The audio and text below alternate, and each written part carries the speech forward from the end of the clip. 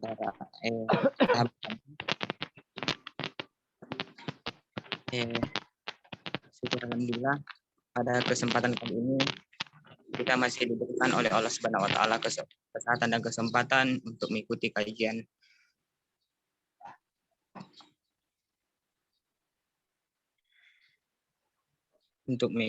kajian umum sahabat satu. Salam dan salawat tak lupa pula kita kirimkan kepada Nabiullah Muhammad sallallahu alaihi wasallam, nabi yang telah membawa kita dari alam yang gelap gulita menuju alam yang terang benderang.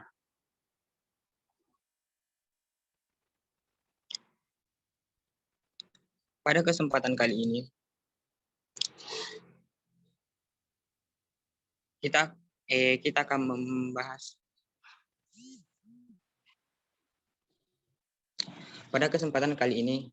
kita akan melakukan kajian sahabat satu yang dengan tema yaitu melihat wacana ekonomi global, sejauh mana kapitalisme bergerak.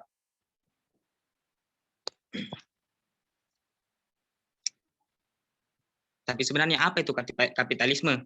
Kapitalisme adalah suatu mode produksi yang bertujuan untuk meraih keuntungan sebesar-besarnya dengan biaya produksi sekecil-kecilnya, meminimalisir biaya produksi dicapai dengan cara menekan upaya pekerja. Kapitalisme sebenarnya tidak memiliki definisi universal yang bisa diterima secara luas. Beberapa ahli mendefinisikan kapitalisme sebagai suatu sistem yang berlaku di Eropa pada abad ke-16 hingga ke-19. Kapitalisme memiliki sejarah yang panjang, yaitu sejak ditemukannya sistem perniagaan yang dilakukan oleh pihak swasta di Eropa. Hal ini dikenal dengan sebuah will secara cikal bakal kapitalisme. Saat ini kapitalisme tidak hanya dipandang suatu pandangan hidup yang diinginkan keuntungan belakang.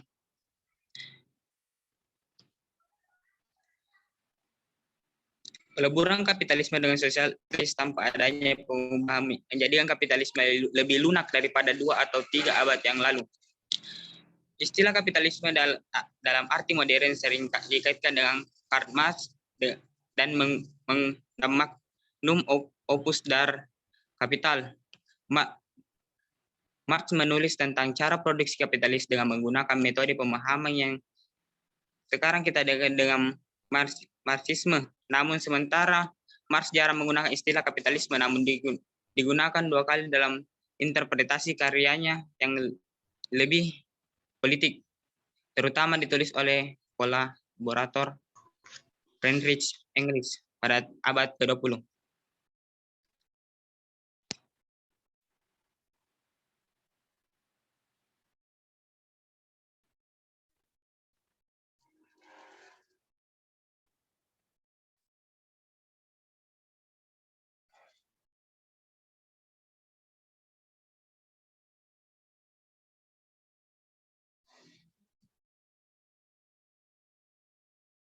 Baik, karena pemateri sudah ada, saya akan membacakan CV dari pemateri, yaitu nama Muhammad Kudri SE, tempat tanggal lahir Sengkang, tanggal 9 bulan 11 1997, riwayat pendidikan SDN 24 Pakanna,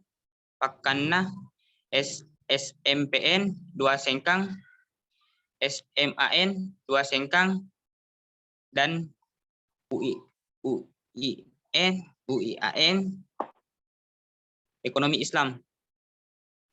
Riwayat organisasi PMI Koordinator UIN Cabang Makassar, PMI Rayon PEBI, SEMA PEBI UIN Alauddin, HMJ Ekonomi Islam, Forkes UIN Alauddin Makassar, MP UIN Alauddin Makassar, GO Ansor Makassar, dengan moto takwa intelektual profesional.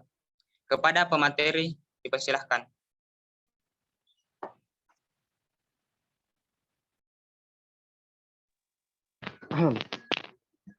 Baik, bismillahirrahmanirrahim. Assalamualaikum warahmatullahi wabarakatuh. Waalaikumsalam warahmatullahi wabarakatuh. Oke, terima kasih kepada sahabat-sahabat dari Rayon PEBI atas sebuah kesempatan yang diberikan untuk berdiskusi termasuk ucapan terima kasih kepada moderator atas pengantarnya. Pertama mungkin khusus spesial terima kasih kepada pengurus Rayon KB yang telah mewadahi seluruh sahabat-sahabat di Rayon, sebuah wadah produktif untuk kemudian saling berbagi, kemudian merefresh intelektual kita dan juga merefresh literasi pengetahuan kita ketika berbicara persoalan di sisi ilmu di Fakultas Ekonomi, yakni berbicara soal ekonomi sendiri. Jadi pertama-tama mungkin selalu kita ucapkan kalimat syukur kepada Allah Subhanahu wa Ta'ala atas segala rahmatnya, berkah dan karunia, sehingga alhamdulillah pada sore kali ini kita masih diberikan kesempatan untuk bertatap muka meskipun dalam kondisi tidak langsung. Jadi tetap kita manfaatkan teknologi yang berkembang sebagai hal yang bisa menjembatani, sebagai alat yang masih bisa kita manfaatkan untuk saling berbagi ilmu pengetahuan sendiri. Ya meskipun masih banyak ketergantungan pada hal-hal yang sifatnya tidak substansial, seperti halnya jaringan, ya, seperti halnya letak geografis sahabat-sahabat yang kadang kurang bersahabat dengan jaringan, sehingga mungkin suara saya tidak terlalu jelas, dan begitupun suara Anda yang kadang-kadang tidak jelas saya dengarkan. Tak lupa kita kirimkan salawat serta salam kepada baginda Muhammad SAW, seorang tokoh pergerakan, tokoh revolusioner sejati yang telah mampu mengubah tatanan dunia. Kenapa saya katakan sebut tatanan dunia? Karena kali ini kita bicara soal globalisasi yang menyangkut soal tatanan dunia. Ialah beliau Muhammad SAW yang telah mengubah zaman pra-peradaban menjadi zaman yang berperadaban, yang mengalihkan zaman biadab menjadi zaman yang beradab, dan juga zaman jahiliyah menjadi zaman yang sangat-sangat mulia. Jadi semoga puasa dari sahabat-sahabat, kawan-kawan, ataupun siapapun yang tergabung diberi kelancaran dan mendapat pahala di sisinya. Amin. Jadi sahabat-sahabat sekalian, tema yang diangkat untuk diskusi kita pada hari ini adalah melihat wacana global hari ini, sejauh mana kapitalisme bergerak. Ya mungkin kesempatan kali ini saya hanya sebatas pemantik, bukan pemateri, begitupun bukan narasumber. Kita sama-sama narasumber, sama-sama subjek, tidak ada objek di sini. Ya objeknya ya hanya tema. Saya juga mau belajar di sahabat-sahabat semua. Begitupun kondisi saya sekarang sudah jarang membaca literasi saya. Saya rasa hanya terrefresh sekarang karena ada tuntutan ada wadah untuk sebagai pemantik. Jadi mungkin kalau nanti banyak kesalahan tolong diluruskan dari sahabat-sahabat semua. Jadi yang menarik teman-teman sekalian, mungkin hari ini terlalu banyak informasi yang beredar, pemberitaan yang cukup hangat di media, banyak hal yang lingkupnya sudah skala internasional. Contoh misalkan bagaimana India hari ini dihujani oleh angka kematian tak terkendali. Ada yang mengatakan datanya 50.000 per hari. Ya wajar-wajar saja karena di sana merupakan negara yang angka populasinya itu terbesar ketiga di seluruh dunia. Terbesar kedua di dunia. Kemudian isu KKB di Papua, adanya kelompok OPM yang secara sepihak mendeklarasikan diri untuk kemerdekaannya, kemudian melakukan perlawanan-perlawanan militansi, perlawanan-perlawanan yang memberontaklah kepada negara. Nah, hal-hal seperti ini perlu kita teliti bersama, kira-kira ada apa sih, ada apa di belakang itu, kenapa ada gerakan-gerakan demikian, dan apa relasinya dengan kapitalisme global. Ini menarik untuk kita bincangkan, sahabat-sahabat sekalian. Jadi mungkin sebelum masuk ke situ, tadi saya konfirmasi dari Pak Ketua, ternyata di sini ada beberapa, kebanyakan ya, rata-rata dari adik-adik 2019-2020. Jadi saya kira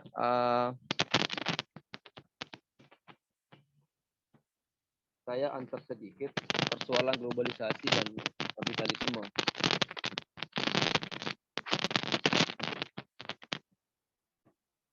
Oke. Jadi globalisasi ini dari beberapa literatur yang saya baca, termasuk di salah satu jurnal tulisan Wasisto Raharjo,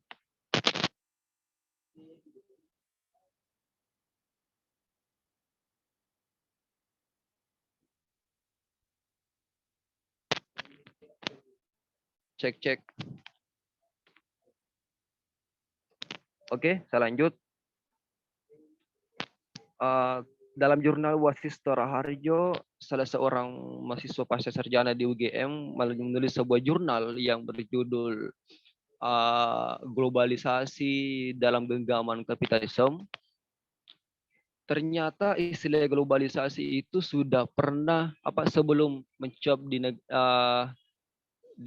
menjadi salah satu bagian dari ilmu pengetahuan, itu sudah pernah disinggung oleh Immanuel Kant pada abad ke-18 kalau tidak salah. Immanuel Kant pada tahun 1795 itu sudah menyinggung bahwa akan ada yang namanya sistem yang bisa menyatukan seluruh dunia, dan itu disebut dengan sistem kedamaian, satu kedamaian. Jadi Immanuel Kant hanya mengada-ngada, kemudian mengira, bahkan meramalkan bahwa akan ada sistem yang akan hadir di mungkin 1, 2, 3 abad ke depan, bahwa sistem itu mampu untuk menyatukan seluruh dunia dalam satu genggaman saja. Jadi globalisasi juga dibahas dalam jurnal itu. Globalisasi ketika didiskusikan dalam forum-forum diskursus itu mengundang 3 pertanyaan. Apakah globalisasi berbicara persoalan kemajuan kemajuan teknologi, ataukah globalisasi itu berbicara persoalan fenomena sosial, ataukah globalisasi itu berbicara soal kemajuan kapitalisme itu sendiri.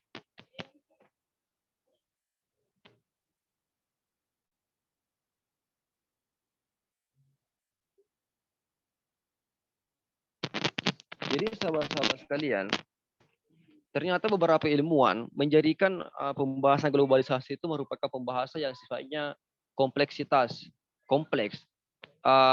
tidak bisa dipisahkan antara teknologi, antara fenomena sosial, dan juga antara kemajuan kapitalisme. Kita tidak boleh terlalu naif melihat sebuah globalisasi, sebuah sistem yang bisa menjadikan dunia dalam satu genggaman. Seperti itu. Tapi beberapa ahli juga mengatakan bahwa justru kapitalisme itu beradaptasi dengan kemajuan dunia, termasuk kemajuan teknologi, Sehingga dalam konteks globalisasi hari ini kapitalisme pun memanfaatkan hal itu untuk pasarnya, seperti itu. Jadi saya ulangi kembali, globalisasi berbicara soal perkembangan teknologi, kedua fenomena sosial, yang ketiga berbicara soal kemajuan kapitalisme itu sendiri, kapitalisme dunia. Jadi ada rekonstruksi yang diciptakan oleh yang diciptakan oleh orang-orang globalis yang memiliki dana sehingga mereka punya wewenang kemudian mengonstruk bagaimana kehidupan dunia itu sendiri. Terus kemudian sahabat-sahabat sekalian, sebenarnya dalam sejarah globalisasi itu sebelum globalisasi hadir ada dikatakan anglobalisasi. Anglobalisasi ini dimotori oleh Inggris, Britania Raya. Itu saya kurang tahu. Intinya beberapa abad yang lalu. Kan sekarang globalisasi itu dimotori oleh Amerika. Pasca Perang Dingin itu dimenangkan oleh Amerika. Setelah mundurnya Uni Soviet di Perang Dingin, globalisasi sudah diwarnai dan dimotori oleh Amerika. Kemudian Amerika yang mewakili Eropa bagian barat untuk mewarnai kehidupan globalisasi. Semua kepentingan-kepentingan yang ada itu bermuara pada kepentingan barat. Tapi sebelumnya bukan Amerika. Ada globalisasi yang dilakukan oleh Inggris. Ya mungkin motifnya sama, orientasinya sama adalah untuk mencapai suatu suatu keuntungan ataupun profit. Jadi kapitalisme itu selalu kapitalisme selalu ada, kapitalisme hanya berubah wujud dan juga menyesuaikan dengan kemajuan teknologi.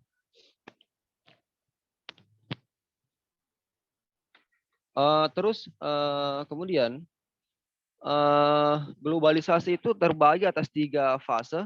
Ini saya dapat juga dalam jurnalnya Wahyu Raharjo. Globalisasi itu menjadi 3 fase. Fase pertama itu masih dikatakan sebagai evolusi kapitalisme. Iya, sampai hari ini pun tetap dikatakan sebagai globalisasi sebagai kemajuan evolusi kapitalisme yang mampu menciptakan wacana-wacana hegemonik pada lintasan zaman. Cuma untuk globalisasi fase pertama itu dikatakan sebagai imperialisme dan kolonialisme. Jadi penjajahannya masih serba fisik, ekspansinya itu sifatnya teritorial. Ekspansinya masih melibatkan persoalan geografis. Artinya harus menghadirkan militer ataupun tentara untuk menjajah negara lain, menguasai, mengekspansi negara lain. Ketika sudah dikuasai, maka disitulah ditempatkan semacam pabrik, industri, kemudian mengeksploitasi sumber daya alam yang di mana daerah kekuasaan tersebut. Itu masa imperialisme dan kolonialisme, masih menggunakan nuklir, masih menggunakan dan lain sebagainya. Kemudian globalisasi fase kedua, evolusi kapitalisme, globalisasi fase kedua itu dikatakan developmentalism ataupun rekonstruksi ketergantungan. Nah, mungkin pernah mendengar yang namanya ekonomi hitman di masanya Orde Baru Soeharto. Nah, ini salah satu gerakan Amerika di mana hari itu masih dimotori oleh Partai Demokrat ya. Karena di Amerika itu ada 2 karakter gerakan mereka. Kalau misalkan pemimpinnya merupakan Partai Demokrat, maka dia selalu menciptakan gerakan-gerakan ketergantungan di seluruh dunia termasuk Indonesia. Kalaupun Partai Republik seperti halnya kemarin Donald Trump itu corak gerakannya itu di permukaan. Misalkan ada Amerika menembak panglima perang dari Iran, dia itu bukan belakang layar. Seperti itu gerakannya. Nah, selama beberapa dekade kali ini itu lebih didominasi oleh Partai Demokrat. Partai Demokrat termasuk ini.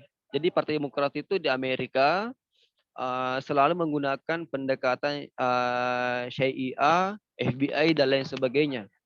Jadi ada utusan-utusan ada semacam tokoh orientalis barat, para sajanawam barat, ilmuwan barat itu para peneliti fokus untuk mengkaji dunia timur tengah di representasi dari banyak Islam di sana, daerah pasir, daerah panas, kemudian timur bagian Asia, itu selalu dikaji. Oh, di sini ada sumber daya alam, di sini ada target pasar, ada pangsa pasar, di sini ada pabrik, di sini dan lain sebagainya. Begitu gerakannya Amerika ketika dipegang oleh partai Partai Demokrat. Ada intelijen yang selalu bergerak gitu. Mereka kaji, oh di sini kekurangannya seperti ini, harus memang dikonstruksi supaya merasa ketergantungan dengan Amerika. Misalkan mendirikan ini, suplai anggaran dan lain sebagainya.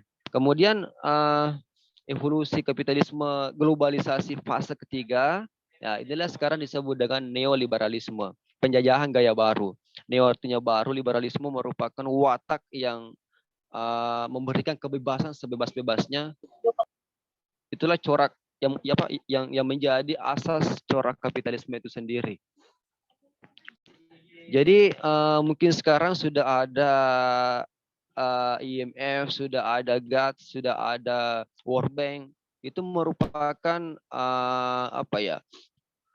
pelanggan dari neolib itu sendiri, karena meskipun tetap memberikan ketergantungan kepada negara-negara lain, tapi ini penjajahan gaya baru sebenarnya, penjajahan gaya baru. Jadi saya kira kapitalisme itu sangat cerdik, sangat luar biasa. Bahkan ada yang mengatakan bahwa jikalau kapitalisme masuk dalam wujud teknologi, maka 99% itu akan masuk susah untuk dihadang. Ya, globalisasi itu bicara soal teknologi juga. Jadi seperti itu sahabat-sahabat sekalian. Jadi itu tadi sedikit soal globalisasi. Sekarang kalau bicara soal kapitalisme, saya kira sahabat-sahabat dari FEBI pasti tahulah apa itu kapitalisme. Jadi kapitalisme itu tentu sama di pikiran sahabat-sahabat, salah satu paham yang lahir dari paham liberal, tapi langgengnya kapitalisme itu dalam konteks globalisasi itu ketika perang dingin, di mana survival dari Amerika itu sudah mengalami kemunduran, Uni Soviet mengalami pecah, maka disitulah Amerika lebih mewarnai. Tapi jauh dari tahun-tahun sebelumnya, seperti tadi moderator sampaikan bahwa di abad ke-16, khususnya 1776, seperti dalam diktumnya karyanya Adam Smith, The Will of Nation, kapitalisme sudah ada di ketika itu. Jadi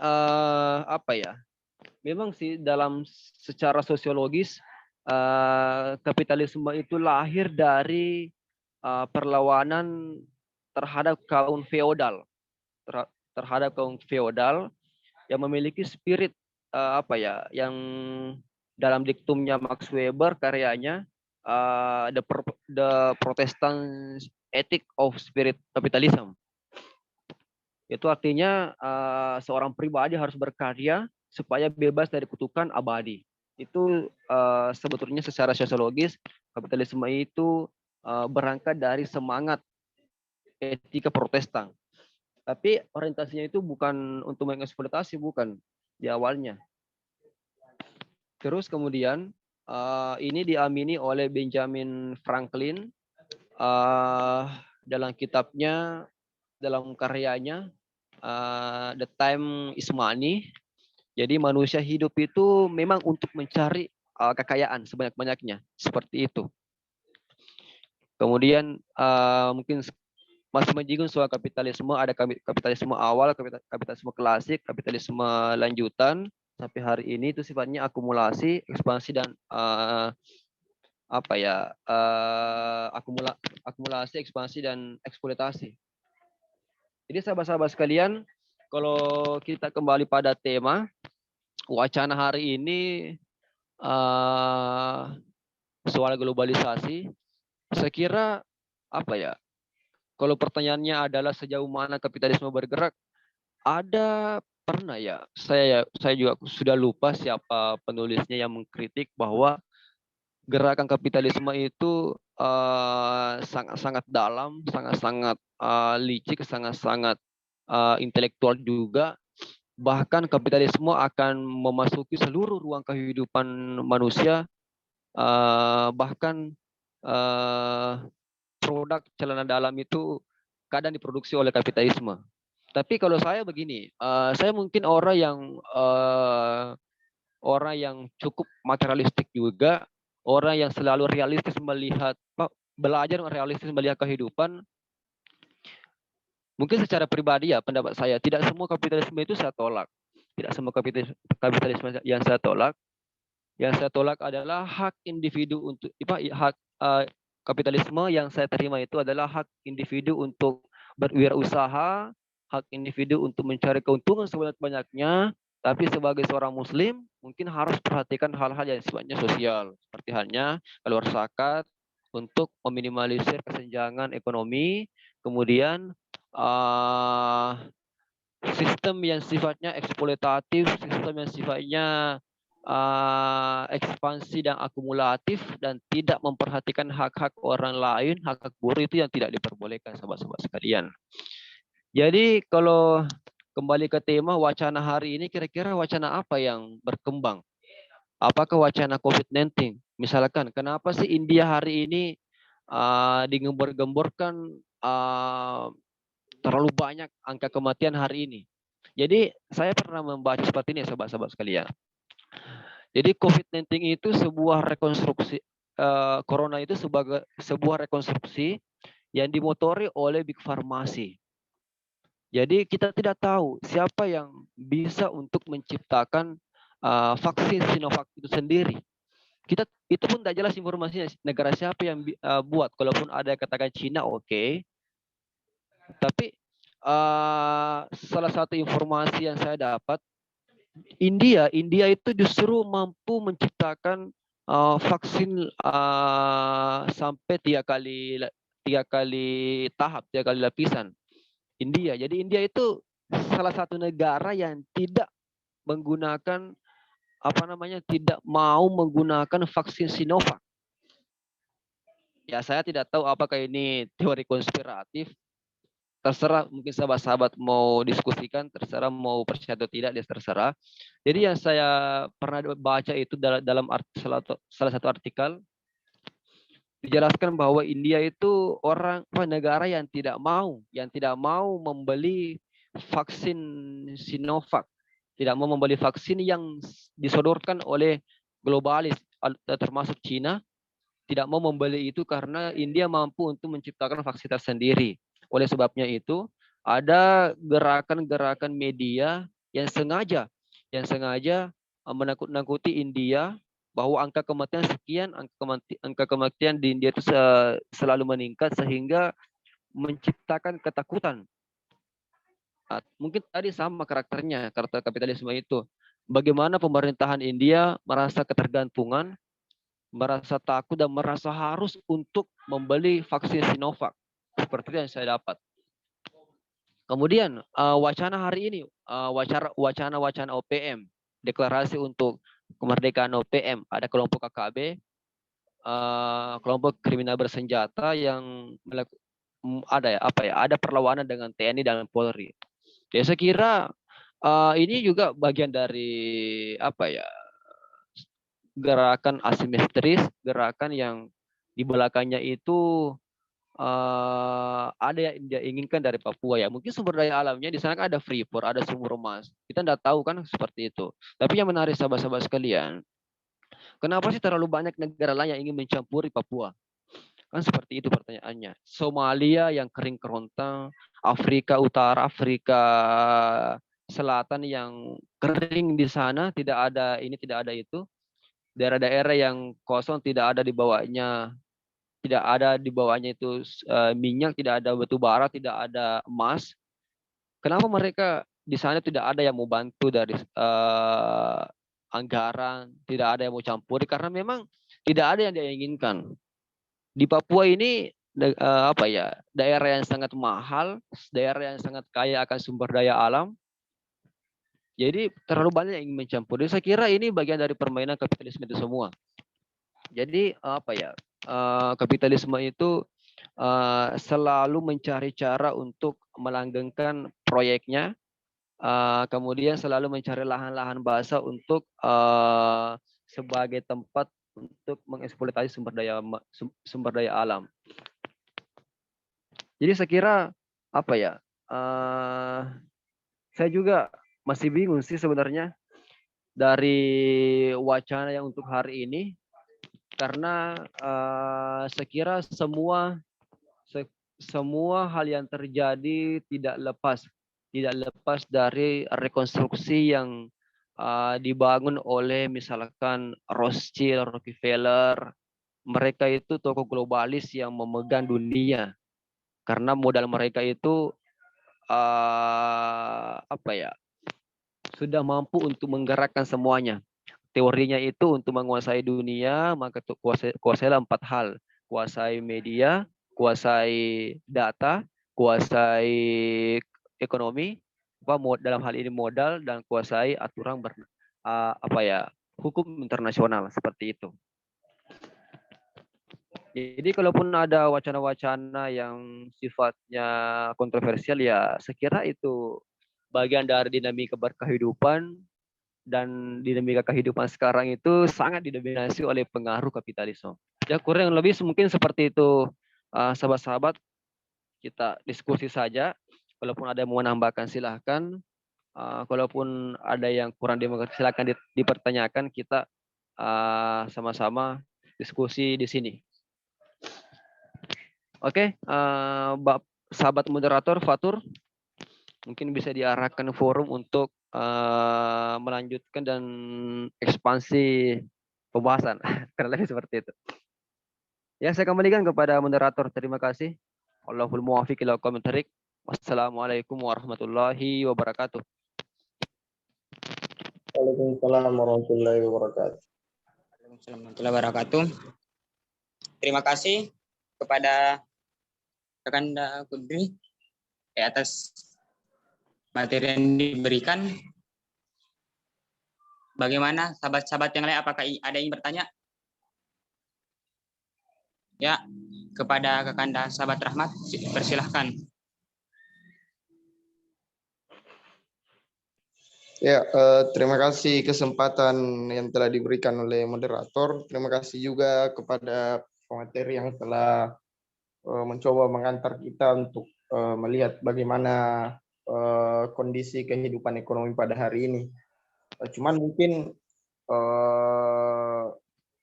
sebagai penambah atau sedikit pandangan terkait dengan apa yang disampaikan oleh Kakanda pemantik, bahwa ketika berbicara tentang kapitalisme dan kemudian melihat bagaimana arah gerakan kapitalisme pada hari ini, saya rasa ada keterkaitan yang sangat jelas dengan persoalan globalisasi hari ini.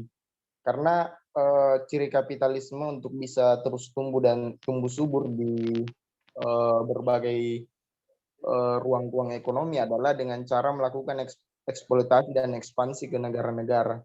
Nah, melalui globalisasi itu kapitalisme itu bisa merambah tumbuh subur ke negara-negara lain. Terutama misalnya oleh negara-negara yang kita sebut sebagai negara-negara adidaya atau negara-negara besar dengan kekuatan superpowernya, dengan menekan negara-negara berkembang yang ada. Nah, melalui proses kerja itu, saya rasa para kapitalis dunia sudah mulai melakukan ekspansi dan penjajahan terhadap negara-negara. Nah, untuk menumbuhkan kembali kapitalisme menjadi tumbuh subur.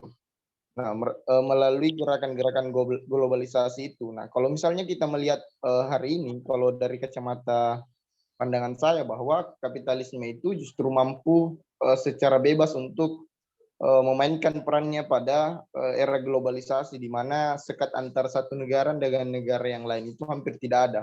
Contoh misalnya kalau kita melihat wacana di Indonesia hari ini, misalnya liberalisasi sistem keuangan dan liberalisasi sistem perdagangan yang sedang digadang-gadang untuk diselenggarakan. Bahkan di Indonesia bagaimana prosesi daripada liberalisasi itu bisa disegerakan untuk dilaksanakan. Nah, menurut pandangan saya secara pribadi bahwa gerakan-gerakan liberalisasi inilah yang sebenarnya sebuah cikal bakal bagaimana kapitalisme itu bisa menjajah negara-negara. Otomatis dengan adanya proses untuk menjajah negara-negara yang kita katakan lemah dalam sistem pertarungan ekonomi internasional atau ekonomi dunia, maka penjajahan itu akan lebih dimudahkan oleh para kapital-kapital. Nah, kapital-kapital yang dimaksud adalah negara-negara yang memiliki kekuatan lebih atau memiliki modal berlebih. Nah, lewat sistem liberalisasi itu mereka mampu menekan negara-negara lain, terutama misalnya negara-negara Indonesia yang punya kekuatan sumber daya alam yang sangat melimpah, tapi tidak disertai dengan kekuatan sumber daya manusia yang melimpah pula.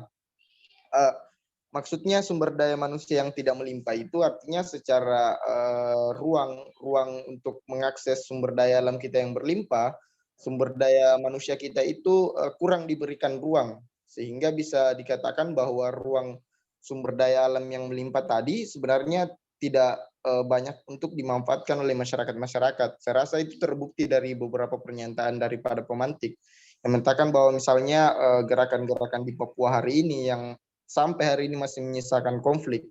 Nah, itulah yang kemudian menurut saya sebuah gerakan-gerakan kapitalisme untuk bagaimana globalisasi ini benar-benar tersentuh kepada negara Indonesia. Terus misalnya problem kedua adalah misalnya Indonesia menurut Amerika Serikat sudah masuk dari negara berkembang menjadi negara maju.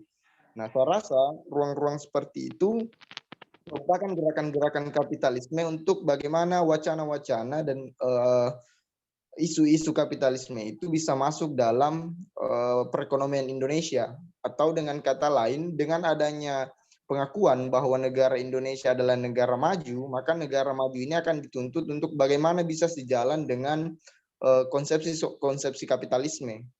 Dengan asumsi dasar, misalnya asumsi dasar yang ada pada lembaga-lembaga keuangan dunia, semisal World Bank, IMF, yang menyatakan bahwa ya jalan untuk memperoleh peningkatan produksi daripada setiap negara itu adalah melalui jalan-jalan kapitalisme. Nah, artinya bisa saja pengakuan Indonesia sebagai negara maju itu adalah sebagai langkah awal untuk bagaimana kapitalisme itu bisa merebak dan kemudian bisa mengatur perekonomian Indonesia untuk lebih kapitalistik lagi. Nah, karena kalau kita misalnya berbicara tentang ciri khas daripada sistem perekonomian Indonesia hari ini, ya saya rasa bisa sangat kapitalistik.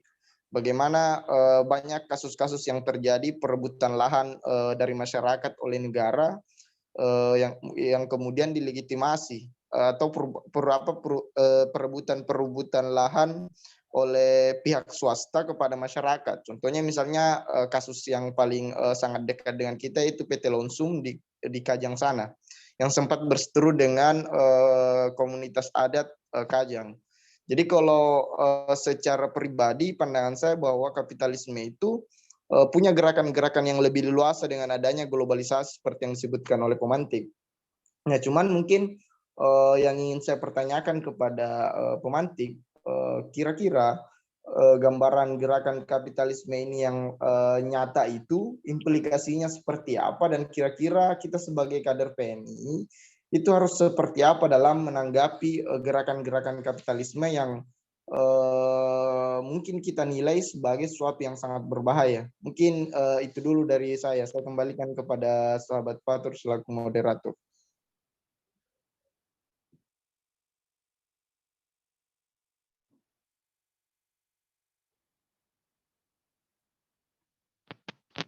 Baik, terima kasih kepada Kakanda sahabat Rahmat. Bagaimana Kakanda saudara Febri? Apakah ada tanggapan dari pertanyaan dari Kakanda saudara Rahmat? Oke, terima kasih dari sahabat moderator dan juga terima kasih tambahan dari sahabat Rahmat. Jadi betul sekali memang tadi dikatakan oleh Pak Ketua ini bicara soal globalisasi itu kita bicara soal perpanjangan tangan sebenarnya. Jadi mungkin sebelum saya jawab apa ya? Ini juga menyangkut soal yang tadi dikatakan oleh sahabat Rahmat. Jadi globalisasi itu sebagai perpanjangan tangan untuk mencapai pasar yang lebih luas. Kalau misalkan belum ada globalisasi, belum ada sistem yang bisa mengakses seluruh tatanan kehidupan di semua negara, saya kira globalisasi akan kekurangan pasar. Sementara nyawa ataupun roh dari perusahaan itu adalah di pasar itu sendiri. Jadi ada keinginan untuk apa ya? Keinginan untuk mencapai pasar yang lebih luas sehingga butuh yang namanya sistem globalisasi, akses yang lebih luas itu sendiri. Jadi perlu saya sampaikan data yang saya dapat dari beberapa jurnal yang saya kumpul, ternyata kalau hari ini media ataupun Indonesia dikatakan sebagai masa transisi dari masyarakat tradisional yang ke masyarakat yang modern, semua sudah memiliki gadget, memiliki handphone, ya itu hal yang wajar, hal yang dikonstruk memang oleh asing, bagaimana negara kita, bagaimana warga negara itu bersentuhan dengan teknologi karena kita memang dijadikan sebagai pasar. Jadi datanya itu Asia, termasuk apalagi Indonesia sebagai macan Asia, itu dianggap sebagai pasar yang paling sentrum, pangsa pasar luar biasa dengan 350 juta penduduk itu butuh nutrisi, butuh suplai makanan, butuh pakaian dan lain sebagainya. Makanya asing melihat kita sebagai target pasar.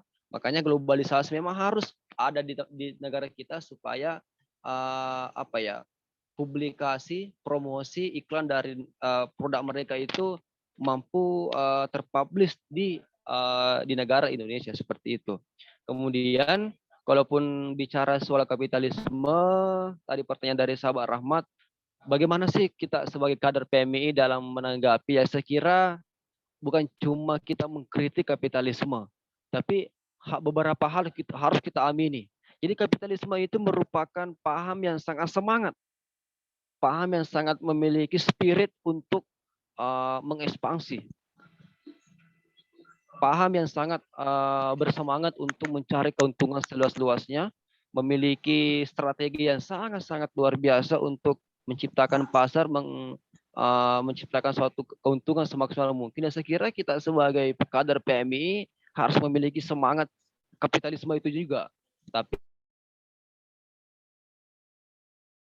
dalam semangat dalam menuntut ilmu, semangat untuk mempelajari bagaimana kajian-kajiannya Marx, kajian-kajiannya Adam Smith, kemudian karakter dari kapitalisme itu kan bisa dikatakan ada hal karakter yang apa ya, istilahnya laissez-faire, kemudian tidak mudah diintervensi oleh pemerintah, individualisme. Ya, kita harus memiliki independensi dalam setiap bergerak. Seperti itu, sahabat-sahabat sekalian. Kalaupun melihat bagaimana naifnya ataupun negatifnya ini kapitalisme, ya ada 3 hal. Pertama, eksploitasi, akumulasi, dan ekspansi. 3 karakter kapitalisme ini ya saya kira tidak boleh kita terapkan dalam kehidupan sehari-hari. Kalaupun nanti ada sahabat-sahabat yang sudah memiliki modal yang sangat besar, kemudian dengan semena-mena ingin menjadi public figure di pemerintahan, kemudian menanamkan modalnya, menanamkan sahamnya, kemudian menciptakan proyek yang sifatnya eksploitatif. Tolong jangan seperti itu, karena itu berseberangan dengan dengan paradigma kita di PMII, NDP kita di PMII, di mana ada empat poin: tauhid, hablum minallah, hablum minannas, dan hablum minan alam. Hablum minannas itu bagaimana kita menciptakan relasi yang baik dengan sesama manusia, tidak boleh ada ketersinggungan, tidak ada perebutan hak-hak sipil yang tidak adil. Kemudian hablum minal alam, kita tidak boleh mengeksploitasi hal. Kita harus bersahabat dengan alam semesta, termasuk bersahabat dengan sumber daya alam. Kita harus menjaga dan lain sebagainya. Saya kira seperti itu, sahabat moderator. Mungkin ada tambahan dari yang lain ataupun ada tanggapan kembali dari sahabat Rahmat. Oke, saya kembalikan kepada Fatur. Terima kasih.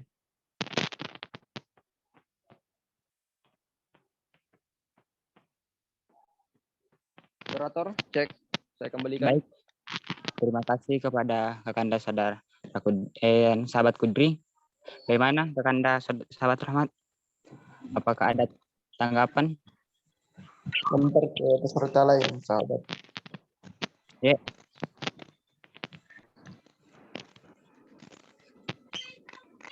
Baik, sepertinya tidak ada tanggapan. Baik, bagaimana dengan peserta lainnya? Apakah ada tanggapan?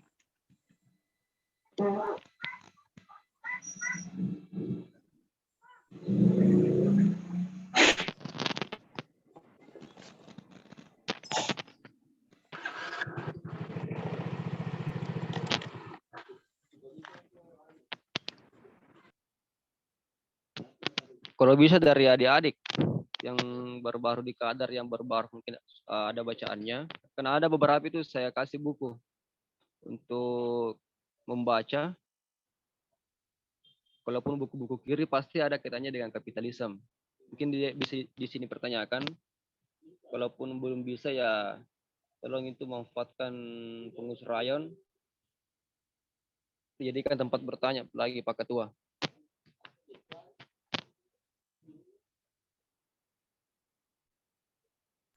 Ya, baik, saran dari sahabat Kudri yaitu bagaimana jika anggota baru dari anggota baru dari Mapapa kemarin bertanya, karena kemarin ada yang dikasih buku untuk dibaca, apakah ada pertanyaan dari buku tersebut yang ingin dipertanyakan walaupun tidak terkait dengan judulnya, tapi pasti adalah bagian sedikit yang masuk dari materi kita hari ini.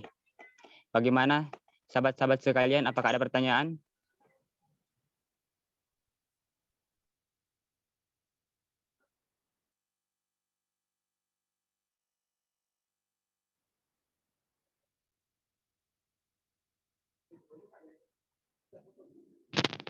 Cek.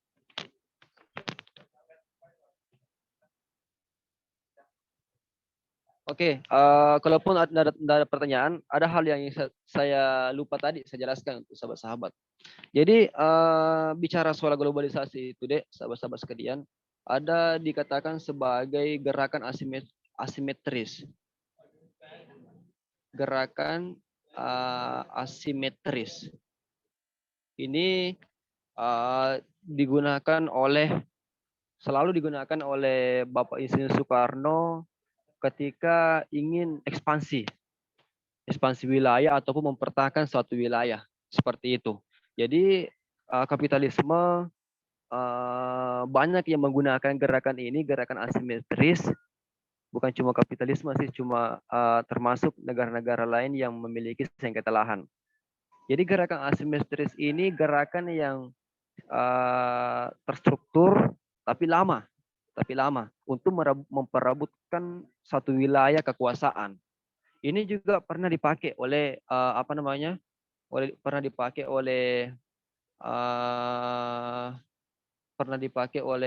Soekarno ketika konflik pengadaan Papua. Kan Papua ini dikatakan sebagai provinsi termuda di Indonesia.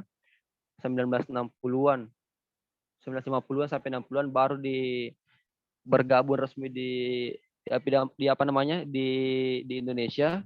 Nah, Soekarno menggunakan gerakan ini, gerakan asimetris, yakni pertama menanamkan pengaruh ke daerah tersebut, warganya, kultur Indonesia dibangun di situ, mata uangnya disebarkan di situ. Kemudian yang paling penting adalah lobby-lobby, negosiasi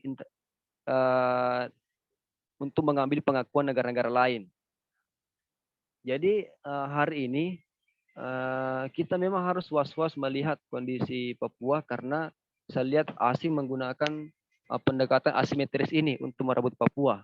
Sekarang sudah banyak advokasi kepada masyarakat Papua yang seolah-olah menanamkan pengaruh bahwa kita harus independen, kita harus memisahkan diri karena ada ketidakadilan di sini dari pemerintah Indonesia. Kemudian negara Vanuatu, negara Palau, negara-negara yang suku Vanesia itu yang memiliki suku yang sama dengan yang berkulit hitam sama dengan Papua, itu sudah ada 9 negara yang deklarasi diri mendukung kemerdekaan Papua. Ya ini harus kita antisipasi sebagai kader, harus memiliki wacana yang kuat supaya Papua tidak lepas. Jadi kaitannya dengan globalisasi dan kapitalisme, ya jelas bahwa negara-negara yang berafiliasi dengan para investor pasti mendukung dan bergabung pada gerakan-gerakan seperti ini. Seperti itu. Jadi ini salah satu strategi saja saya sampaikan kepada sahabat bahwa dalam konteks globalisasi itu untuk merebut satu negara, ya ini salah satu metode yang paling ampuh. Misalkan Malaysia kemarin merebut salah satu pulau milik Indonesia, juga menggunakan gerakan asimetris ini. 20 tahun disebarkan pengaruh ke daerah tersebut, nelayannya diperintahkan untuk mencari ikan di perairan itu, di pulau itu, mata uang ringgit juga disebarkan. Kemudian juga Malaysia masih melakukan negosiasi dengan negara lain sehingga mendapat pengakuan dari negara lain, maka 20 tahun kemudian waktu yang tepat dideklarasikan bahwa pulau ini merupakan milik Indonesia sehingga mereka menang karena berhasil melobi Mahkamah Konstitusi Internasional seperti itu. Jadi sangat-sangat banyak strategi yang bisa kita terapkan untuk merebut suatu lahan, dan ini merupakan salah satu karakter dari kapitalisme itu sendiri, yakni karakter ekspansi.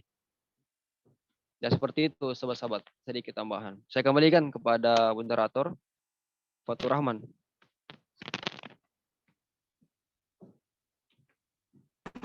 Baik, terima kasih kepada sahabat Putri.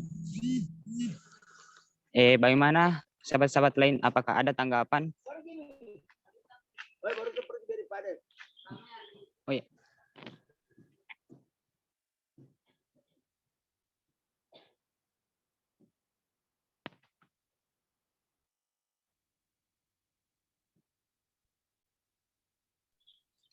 Bagaimana? Apakah ada tanggapan, pertanyaan dari sahabat-sahabat lainnya?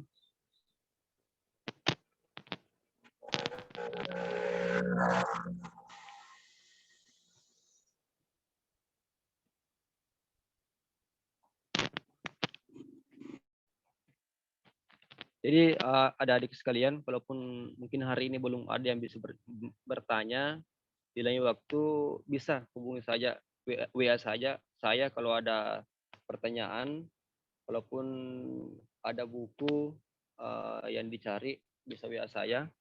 Walaupun saya kurang bisa untuk menjawab, ya mungkin saya alihkan ke pengurus rayon saya. Seperti itu. Ya mungkin saya sarankan kepada peserta ketika bicara soal kapitalisme, ya mungkin bisa banyak berdiskusi dengan ketua rayon. Dan tolong jangan takut untuk bertanya, walaupun beberapa orang yang mungkin saya pinjam buku di sekret, jangan sebatas disimpan saja, dibaca itu deh. Dibaca, kemudian didiskusikan dengan teman-teman di rayon. Seperti itu. Ya, kalaupun sudah tidak ada yang mau bertanya, mungkin saya mau izin dulu ini sama Pak Ketua dan juga moderator karena ada sedikit agenda juga belum saya selesaikan. Terima kasih. Mungkin tahu sebelumnya berpindah ke Kudri atau keluar, mungkin teman-teman bisa aktifkan dulu kameranya baru kita sama-sama screenshot dulu. Oh ya tahu.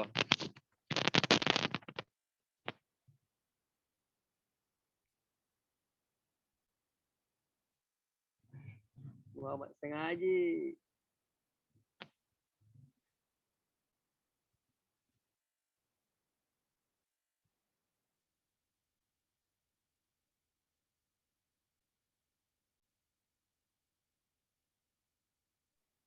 Ada di top Regina. Screenshot deh. Terlalu dibukain. 1, 2, 3. Sudah, Kak.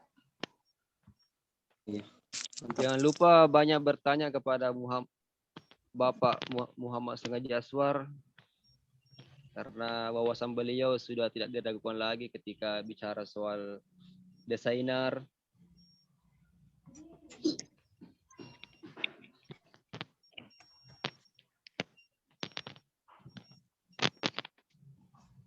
Jadi sudah berfoto. Wah, Sudah, Kak. agak semua Rayon Febi nih. Ini Pak Moderator, kenapa nak jalan keluar kikulat naik motor ini?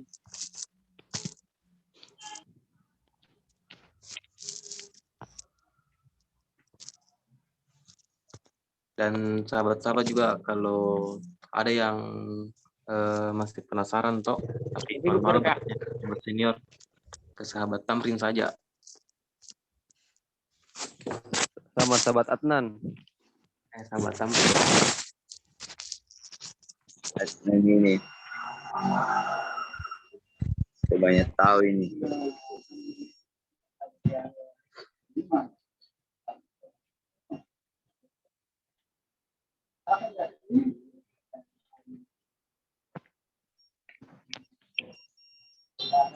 Regina kirim itu hasil screenshot di grup. Atau kita tangkap.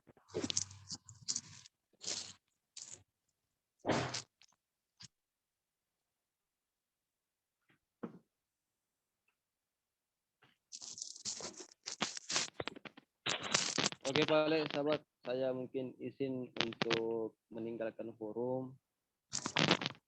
Saya harap hal-hal seperti ini bisa Baik, dilakukan kembali. Mohon maaf atas segala kekurangan.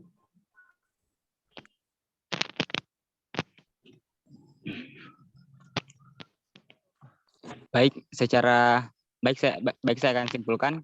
Secara garis besar, kapitalisme adalah suatu paham yang dimana kaum dari pemilik suatu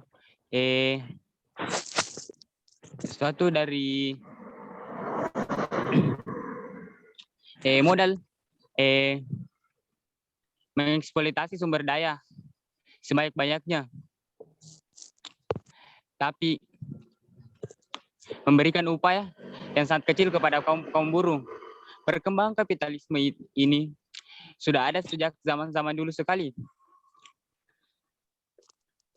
yaitu pada zaman di mana berkembang pada zaman penjajahan. Terjadi penjajahan Indonesia juga terjadi karena yang saya tangkap tadi, terjadi penjajahan Indonesia karena adanya kapitalisme, yaitu dengan ingin merauapnya keuntungan sebesar-besarnya di bumi Indonesia ini. Kapitalisme juga berkembang tidak hanya di masa penjajahan, tapi masa dari setelah penjajahan dan masa sekarang ini, yang memang terasa tidak seperti penjajahan, tapi kita dijajah secara mental, bukan secara fisik. Baik, mungkin itu saja kesimpulan dari saya. Saya akhiri dengan kalimat suci, zikir, fikir, dan amal soleh. Wallahum muwafiq ila aqwamit thoriq. Assalamualaikum warahmatullahi wabarakatuh. Waalaikumsalam warahmatullahi wabarakatuh.